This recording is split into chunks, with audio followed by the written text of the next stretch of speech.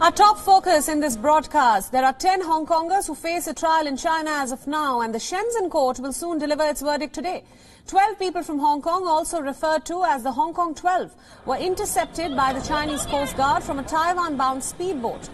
All 12 are facing charges in Hong Kong linked to anti-government protests, riots and violation of the national security law imposed by Beijing. The case has attracted great interest in Hong Kong and globally, and this is now being seen as a rare instance of Chinese authorities arresting people simply trying to leave the semi-autonomous region. 10 out of those 12 Hong Kongers have been charged with secretly crossing the border and are now facing a trial. The pro-democracy campaigners have called for fair hearings, and the US, as a matter of fact, had called for the group's immediate release. Families of the accused had called for the hearing to be broadcast live, and lawyers have been barred from meeting the detainees. Chinese authorities have appointed state-approved legal representations for the held Hong Kongers for now. Really full justice, and no one had any faith in this judicial system that will give the people any chance of a fair trial.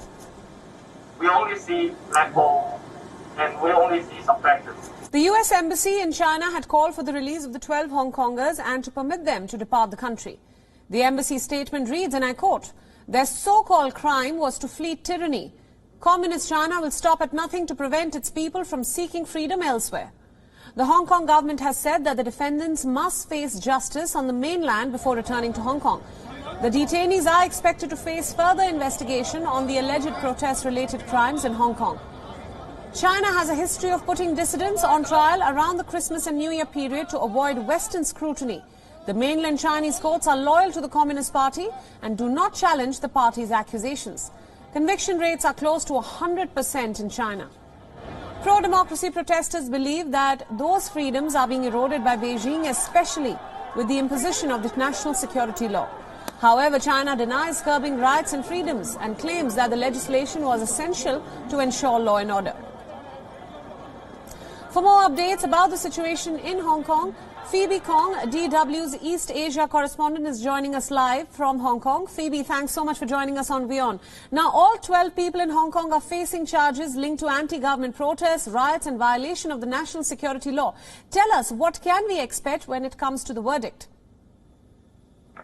Well, we didn't receive any official announcement of the verdict yet, but the families of the 10 defendants were told by the government-appointed lawyers yesterday that the verdict will be handed down at 10:30 a.m. Local time, which means it's now 10:35, but we still have to wait for the official announcement because no foreign reporters, and including Hong Kong reporters, and the families of the defendants were allowed to attend the hearings nor the sentencing. So we don't know yet, but what we know is that 8 of the defendants were charged for illegal border crossing, which carries maximum 1 year of imprisonment, and 2 of them were charged for more serious charges, which is organizing illegal border crossing, and which could put them in jail for 2 to 7 years for maximum. So we expect that they may be sentenced to jail in mainland China for several months or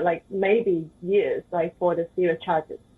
Right. Now, Phoebe, the important question here is this going to be another crackdown of dissent at the hands of Beijing? What does this mean for Hong Kong's autonomy as of now?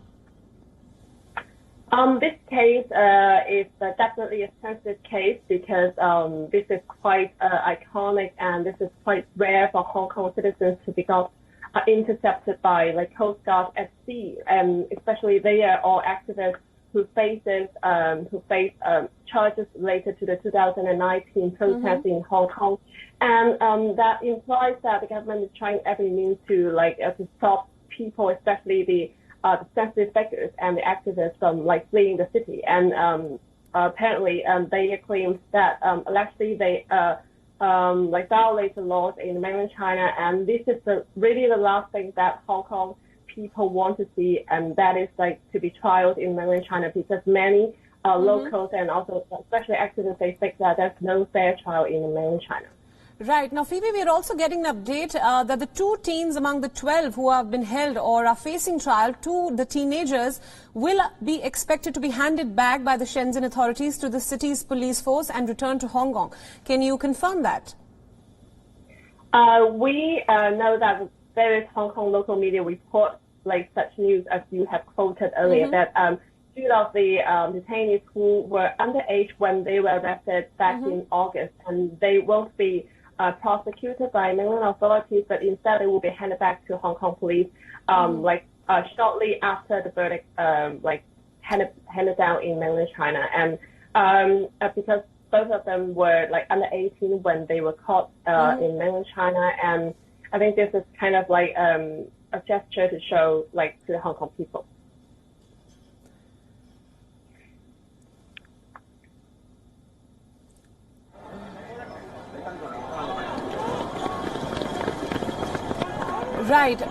Right.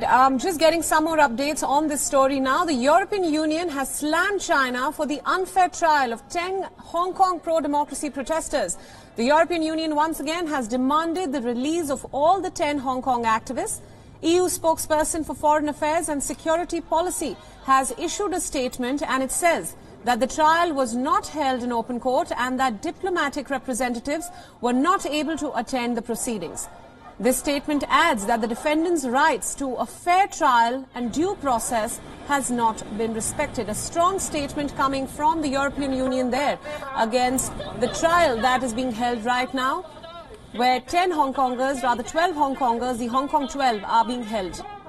We still have Phoebe Kong with us on this broadcast now. Phoebe, coming back to you, I want to understand what are the legal devices available for these people who now face a trial in Hong Kong as of now. We hear that their lawyers have not been allowed to see them. They have been detained. They have not been allowed any contact with families. Can this be viewed as a complete breach of human rights?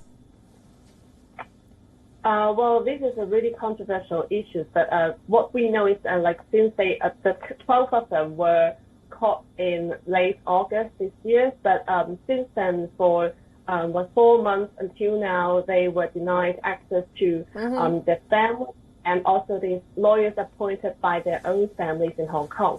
And this is the news that we know from the families, because all of the lawyers they appointed were rejected by the authorities. They can't visit the defendants in mainland China, and the Chinese authorities said claim that the 12 defendants were agreed. They agreed to appoint the lawyers appointed by the government, and you know because the news in China is so it's not transparent, so we can't verify anything because no reporter were allowed to get in touch with the defendants directly, but. This is the situation we're facing, and this is to be honest, pretty common in mainland China, because for decades, cases this kind of politically sensitive cases, this is the way of the Chinese authorities try to handle it, trying to control the narrative, and trying to make the case as safe as it can. Right. Now, Phoebe, just stay with us because we are, of course, expecting the verdict shortly. Tell me a little bit about the global pressure that has been put on China in light of this verdict, in its treatment of journalists, in its curbing of free press, or its treatment of Uyghur Muslims for that matter. Does all this pressure on China amount to anything? Well, you have mentioned the EU has issued a statement on the 12 Hong Kongers detained, and I think this incident is one of the icons of the current situation Hong Kong is now facing. That activists were fleeing the city swiftly because they are afraid of the national security law and all the crackdown on the opposition came. But other than that, and we see that the authorities from China and also Hong Kong, they are not giving any mercy to this kind of instance. And thinking about international pressure, EU issued a statement saying that deny the immediate release of the 12, but now it's very likely the 12 will be sentenced. And they urge for the legal rights, due process, and free trials. And we have seen a similar statement from the UK government and also the US government, and pretty strong criticism on this case. But Beijing, of course, they deny such accusation and like urging the foreign and also the Western government to stop interfering in Hong Kong affairs, China's internal affairs, and China's judicial sovereignty. And this is like kind of like the arguments between the China and the West. Some of the like analysts we spoke to, like some of the barristers who who have been following the case of the 12 detainees, saying that the pace of sentencing of these cases is unusually fast, like compared to other politically dissident cases in China. It usually takes like months or like even not a year to hand down the sentence or verdict of the case. Right. But now right. Yeah, but now it only took 4 months. So maybe the international pressures like kind of like exert some kind of like pressure on the Chinese government and make them to make the case like more like faster than we expected. Right. All right, Phoebe, thank you so much for joining us on this broadcast and for all your inputs. WION World is now available in your country. Download the app now and get all the news updates on the move.